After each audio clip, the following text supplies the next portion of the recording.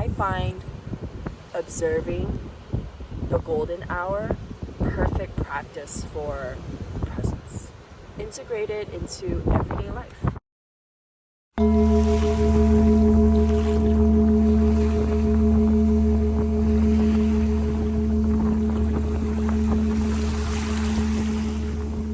Welcome to Mindfulness for a Conscious Living.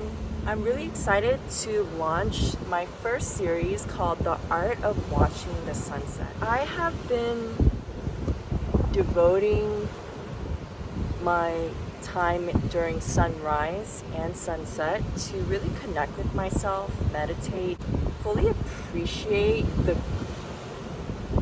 gorgeous panorama that nature provides for us daily. It's interesting how we experience time.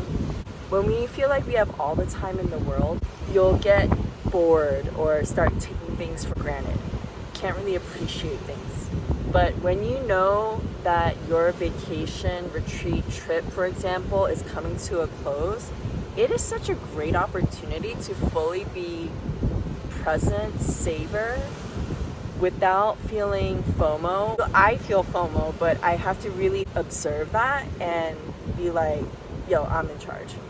I've also noticed this urge to balance fully being in the moment to experience something and recording, taking a photo to preserve that memory. Last morning, I saw this magnificent globe, just like a ball of fire rising to the heavens. Apollo and his chariot, full force today. Later in the morning, while the sun was already up, I started to record. I thought to myself, it would have been nice if I recorded the entire sunrise with all the vibrant colors. I noticed that attachment that I had. I didn't try to fight it. I didn't try to suppress it. I just noticed it and accepted it. There is a part of me that may feel that way, yet I'm just gonna radically accept and allow. I looked up and I just noticed the purity of the clouds. The white and blue starkness struck me. And then I just felt peace. Because I was aware of my attachment to seeing the colors, I was able to open up my horizons, my heart receptivity to what was there right in front of me. And even though it wasn't what I was looking for, it was nonetheless incredibly beautiful. It can't be compared to anything that I've ever seen before. I was talking about the end of the vacation. When you know something is transient, you know something is coming to an end, you have more of a motivation to be present. Sure, when I'm at home, the sunrise, sunset isn't as beautiful as lovely Aruba, but we do what we can, even radically accept that. Witnessing the clouds, I saw two birds fly over towards the sun. It's so joyful to watch the birds take first flight in the mornings. It's like, I love driving. Not being in a car for a long time, you hop in, you want to take that bad boy for a spin. So when I see the birds, they're not just flying. They have these maneuvers, they flit around, they have these irregular flows that's also like very organic, and it's always towards the sun. I don't know if it's the warmth or the electromagnetic lines that they feel. That sensitivity with the joy factor, it's a wonderful reminder that all animals, including us, we want to thrive. We want to feel joy.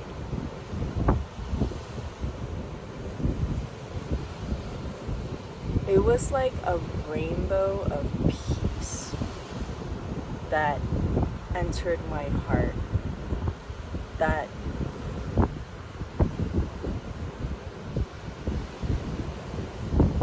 like seeped out from every single cell, my pores, my being, and I felt incredible peace.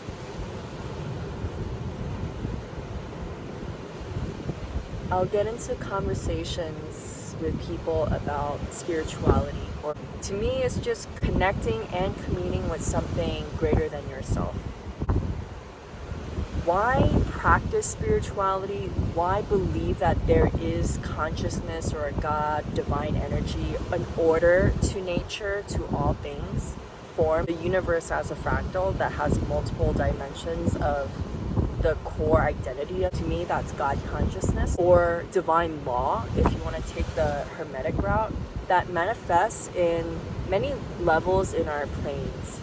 When you get those experiences of deep peace, I'm like, this is why I practice spirituality.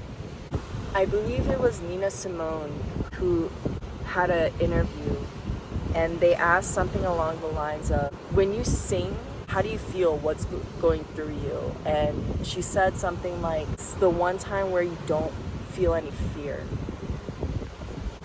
Human beings,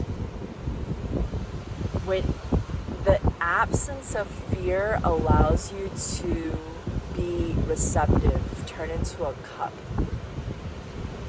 to allow divine energy to flow through you, or you're becoming a channel to let that current of divine energy, spirit, aliveness. Aliveness is a scent of the spirit. Like when you feel 100% alive, it's like you're in that flow, you're in that grace. As you're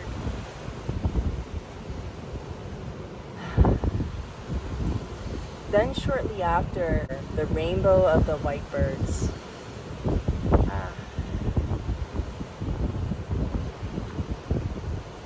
I saw a little feather just flip by. It was just a message from the heavens, I would call it. I'm into symbology and archetypes, even in, what is it called? Viktor Frankl's School of Psychology. The whole purpose of life is to have meaning. Even that's a part of symbol interpretation. Oh, it's the tip of my brain. What is it? To relax my brain, it'll come back to me. Reading symbols like that feather. How do you commune with the world around you, the universe? Be receptive to signs. Even though symbols like a feather or birds is universal, you relate to something like the feather by giving it interpretation, making it meaning. You could think of it as projection, but oftentimes you need to see yourself outside of yourself, subject, object. Symbol is the rawest form of an idea or a concept. So it allows you to fit patterns into what you see. And I interpreted that feather as a lot of my wounds, one of the crux of the healing, and that everything was going to be okay. The lightness of seeing that baby feather fall away, like away from the body, like it's shedding, but it's gracefully returning to earth to be recycled in its energy form.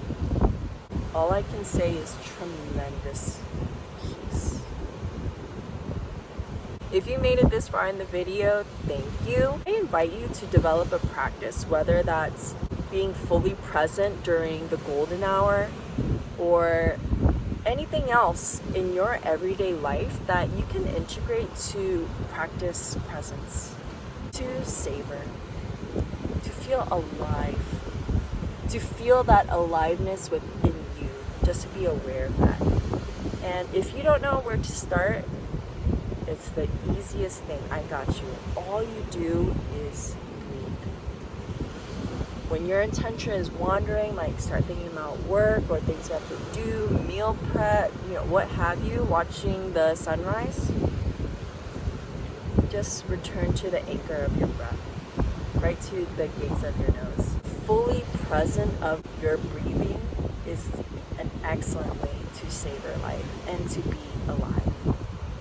Because when we pass, which we all do shortly before, people often say that life was here this whole time and I missed it.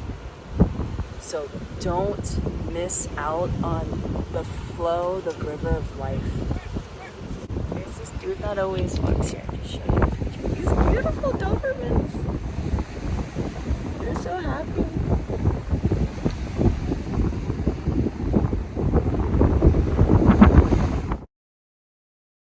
I will take the time and day and watch the stars, take a break, and just relax and enjoy the earth, the weather, the breeze, the stars. So this morning, I woke up, I was like, yeah, man, one of these days of, when things is a little bit more slower, I will take the time that I don't have to rush, go early in the morning. Once the project is good, up and running, I can take a day or two and watch the sunrise and watch the sunset. Enjoy the view. I see you have a nice weather there though. I like those type of weathers.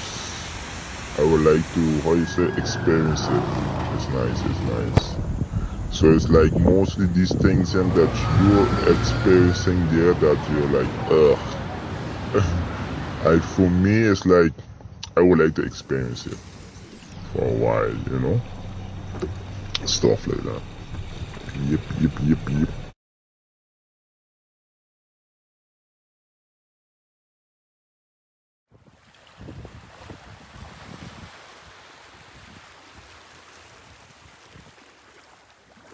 am in goat territory.